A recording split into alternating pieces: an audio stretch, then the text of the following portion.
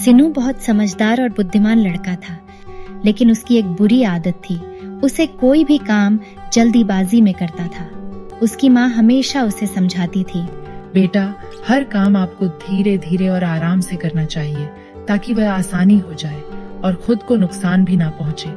लेकिन सीनू कभी किसी की नहीं सुनता था। एक दिन सुबह सीनू स्कूल जाने के लिए तैयार हो रहा था। वह बहुत उत्साहित था क्योंकि उसकी कक्षा में आज ड्राइंग प्रतियोगिता होने वाली थी। उसने जल्दी से अपना नाश्ता किया, बैग पैक किया और हाथ में जूते लिए बाहर कुर्सी पर बैठ गया। तभी उसकी माँ ने कहा, पहले जूते साफ करो और फिर पहनो।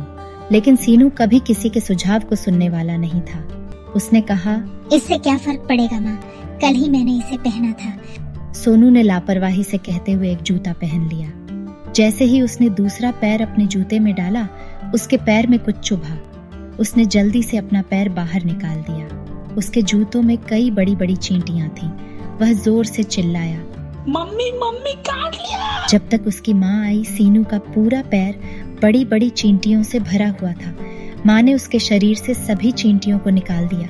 अब सीनू का एक पैर बुरी तरह से सूज गया था। वह तो बस रो रहा था। उसकी माँ ने सीनू को अस्पताल ले जाने का फैसला किया। अस्पताल पहुंचने के बाद डॉक्टर ने कुछ क्रीम लगा दी और उसे 2 दिन आराम करने की सलाह दी। यह सुनकर सीनू बहुत उदास हो गया और अपने कमरे में चला गया। वह सारा दिन घर पर रहकर ड्राइंग प्रतियोगिता के बारे में सोचकर रोता रहा।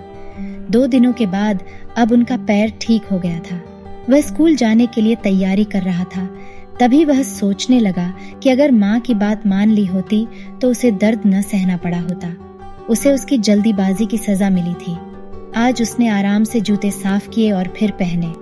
वह मन ही मन मुस्कुरा रहा था। हमें इस कहानी से ये सीख मिलती है कि हमें कोई भी काम जल्दीबाजी में नहीं करनी चाहिए और हमेशा अपने माँ बाप का कहना मानना